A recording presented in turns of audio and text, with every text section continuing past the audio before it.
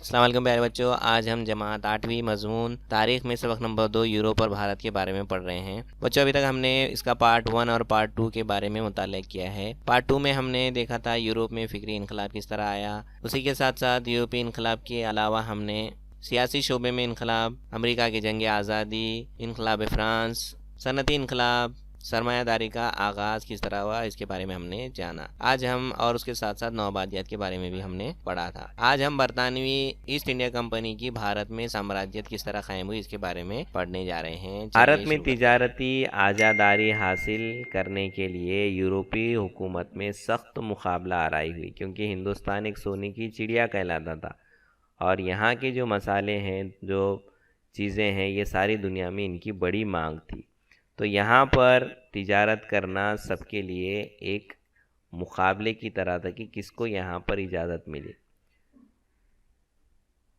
اسی سلسلے میں جب 1600 میں انگریزوں نے بھارت سے تجارت کرنے کے لیے برطانیہ ایسٹ انڈیا کمپنی قائم کی، اس کمپنی نے اس وقت جو ہمارے شہنشاہ تھے جہانگیر، ان سے اجازت نامہ حاصل کر کے سورت میں اپنی تجارتی کوٹھی قائم کی۔ اس کمپنی کے توسط سے بھارت سے انگلستان کی تجارت ہوتی تھی، یعنی ایک ذریعہ بنایا انہوں نے ایسٹ انڈیا کمپنی کو۔ اس کے بعد جو ہے سورت میں اپنی تجارتی کوٹھیاں بنائی، جیسا آپ جانتے ہیں، پھر وہ گودام بننے لگے، سامان آنے لگا، پھر اس کی جو حفاظت ہے اس کے لیے انہوں نے اپنی فوج رکھی۔ اب یہ جو فوج تھی یہ ہتھیاروں سے لیس ہوتی، نئے اور جدید ٹیکنالوجی کے ان کے پاس ہتھیار تھے۔ اس طرح جو ہے وہ ہندوستان کی جڑوں کو کھوکھلا کرتے گئے، اس کے بارے میں ہم پڑھ چکے ہیں۔ انگریز اور فرانسیسیوں میں تصادم۔ ابھی جو ایسٹ انڈیا کمپنی تھی اس کو شہنشاہ جہانگیر سے اجازت نامہ مل گیا تھا، لیکن جو اس کے حریف کمپنی تھی کہ اس کا مقابلہ تھا فرانسیسیوں سے، کہ وہ بھی جو ہے ہندوستان میں تجارت کرنا چاہتے تھے۔ بھارت میں تجارتی مقابلہ آرائی میں انگریز اور فرانسیسی ایک دوسرے کے حریف تھے، دونوں میں کمپٹیشن تھا۔ اس مقابلہ آرائی کی وجہ سے انگریز اور فرانسیسیوں کے درمیان 3 جنگیں ہوئی۔ دیکھیے، تجارت کرنے کے لیے 2 قومیں لڑ رہی ہیں، انگریز اور فرانسیسی، کہاں پر؟ ہندوستان میں تجارت کرنے کے لیے۔ ان جنگوں کو کرناٹک کی جنگ کہتے ہیں۔ کہاں پہ ہوئی تھی یہ 3 جنگ؟ کرناٹک میں ہوئی تھی۔ کرناٹک کی تیسری جنگ میں انگریزوں نے فرانسیسیوں کو فیصلہ کن شکست دے دی تھی، جس میں فرانسیسیوں کو شکست ہوئی تھی۔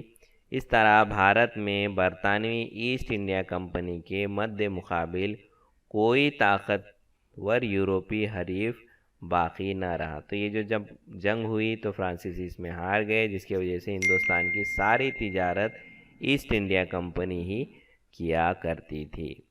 ابھی ایسٹ انڈیا کمپنی نے کیا کیا تھا؟ سارے حقوق اس کے پاس تھے تجارت کے، برطانیہ سے جتنا ہو رہا تھا، یورپ سے ساری تجارت کے پروانے اس کے پاس تھے۔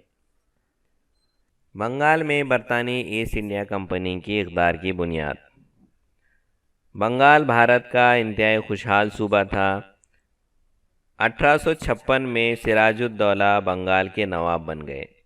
ایسٹ انڈیا کمپنی کے افسران مغل بادشاہ کی جانب سے صوبہ بنگال میں حاصل تجارتی مراعات کا ناجائز فائدہ اٹھانے لگے۔ انگریزوں نے نواب کی اجازت کے بغیر کولکتہ میں اپنی تجارتی کوٹھیوں کے گرد فصیلیں بنا ڈالی، جس وجہ سے سراج الدولہ نے انگریزوں پر حملہ کر کے کولکتہ کی کوٹھی پر قبضہ کر لیا۔ اس واقعے کے سبب انگریزوں میں بے چینی پیدا ہوئی۔ رابرٹ کلائیو نے نواب کے سپہ سالار میر جعفر کو نواب کی گدی کا لالچ دے کر اپنے ساتھ ملا لیا۔ دیکھیں بچوں، یہ جو پروانہ حاصل ہوا تھا ان کو تجارت کا، اس سے انہوں نے کولکتہ میں اپنی کوٹھی قائم کی، گودام بنائے۔ سراج الدولہ نے ان کے اوپر حملہ کیا اور وہ کوٹھی کو اپنے قبضے میں لے لیا۔ لیکن جو ہمارے ملک میں نواب کا جو سپہ سالار تھا، جس کا نام ہے میر جعفر، اس نے گدی کی لالچ میں انگریزوں کا ساتھ دیا، جس کی وجہ سے 1757 میں پلاسی کے مقام پر نواب سراج الدولہ اور انگریز فوج کے درمیان جنگ ہوئی، جس میں نواب کی فوج کا جو حصہ میر جعفر کی قیادت میں تھا، اس نے جنگ میں شرکت نہیں کی، جس کی وجہ سے سراج الدولہ کو شکست ہوئی۔ انگریزوں کی پشت پناہی کے سبب میر جعفر بنگال کا نواب بنا۔ بعد میں انگریزوں کے مخالفت کرنے پر اس کے داماد میر قاسم کو نواب بنا دیا گیا۔ میر قاسم نے انگریزوں کی غیر قانونی تجارت پر روک لگانے کی کوشش کی تو انگریزوں نے اسے ہٹا کر میر جعفر کو دوبارہ نواب بنایا۔ تو اس طرح جو لالچ میں جو کام ہوتے تھے، اس کے وجہ سے یہ سارا جو ہے نظام بکھر گیا۔ انگریزوں کی حکومت قائم کرنے کے راستے آسانی سے بنتے گئے۔ آپسی لڑائی اور لالچ کی وجہ سے یہ تمام چیزیں ہوتی گئی۔ بنگال میں انگریزوں کی سرگرمیوں پر لگام لگانے کے لیے میر قاسم اودھ کے نواب شجاع الدولہ اور مغل بادشاہ شاہ عالم متحد ہو کر انگریزوں کے مد مقابل ہوئے۔ 1764 میں بہار میں بکسر کے مقام پر جنگ ہوئی، جس میں انگریزوں کو فتح حاصل ہوئی۔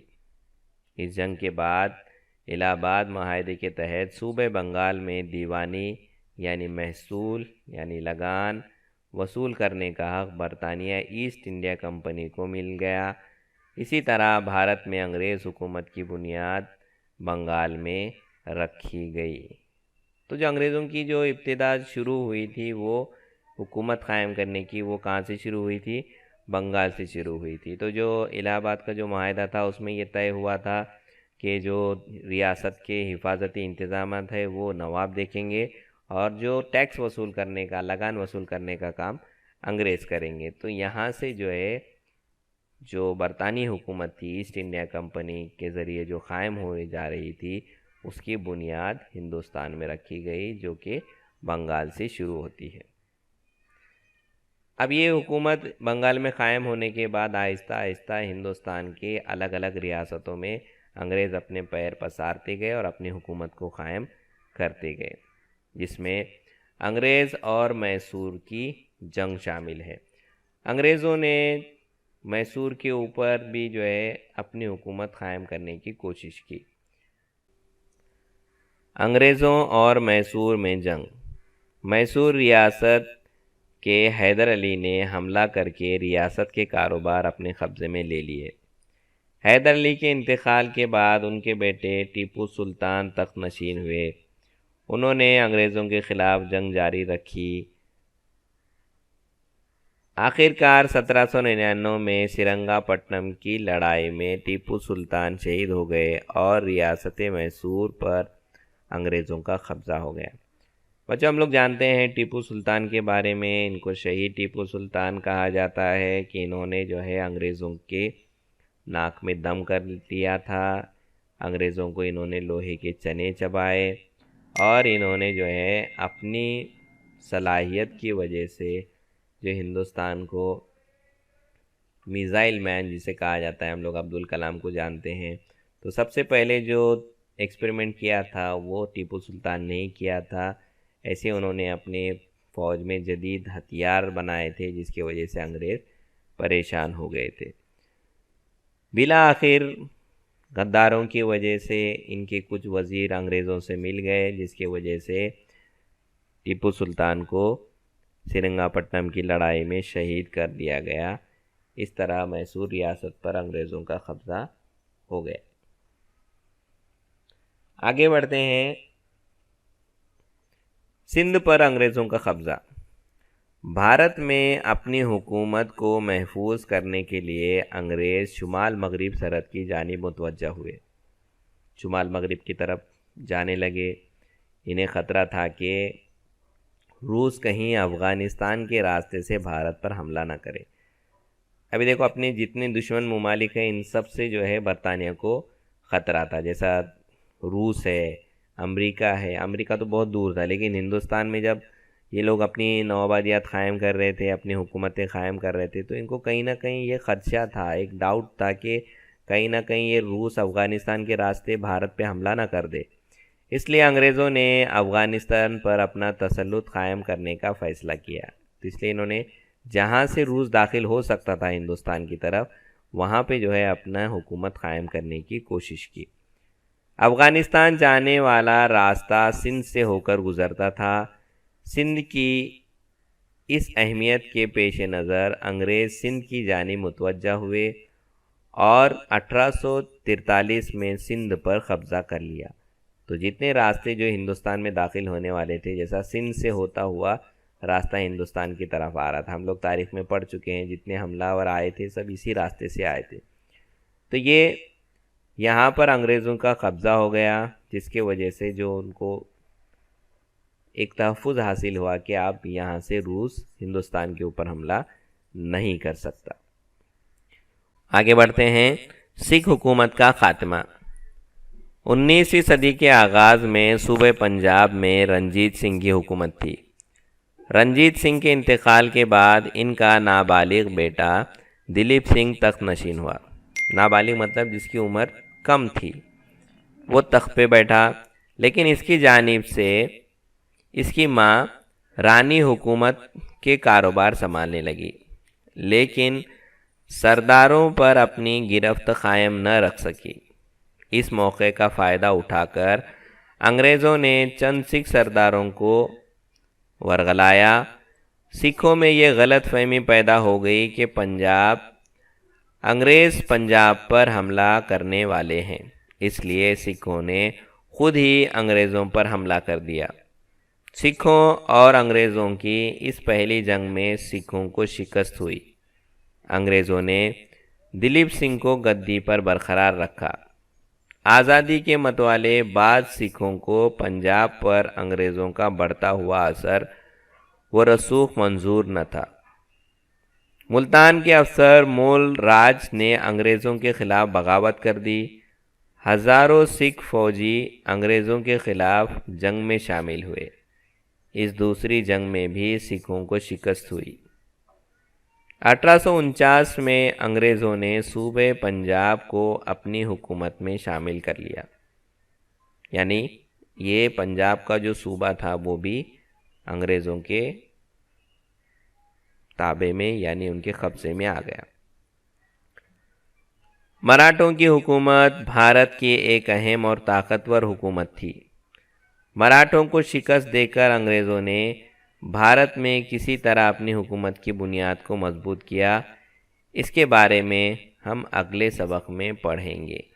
تو بچوں دیکھیے، جس طرح جو آہستہ آہستہ ہندوستان کے الگ الگ ریاستوں کے اوپر جو چھوٹے چھوٹے حکمران تھے، ان کو اپنے ساتھ ملا کر، ان کو لالچ دے کر، ان کو ورغلا کر جو ہے انگریز کیا کرتے تھے، اپنی حکومت وہاں پر قائم کرتے تھے۔ تو اس طرح جو ہے ہندوستان انگریزوں کے جال میں پوری طرح سے پھنستا جا رہا تھا، اور جو غلامی کی جو زنجیریں تھیں وہ مضبوط ہوتی جا رہی تھی۔ اگلے سبق میں ہم مراٹھوں کی حکومت کے بارے میں پڑھیں گے۔ آج کے لیے اتنا ہی۔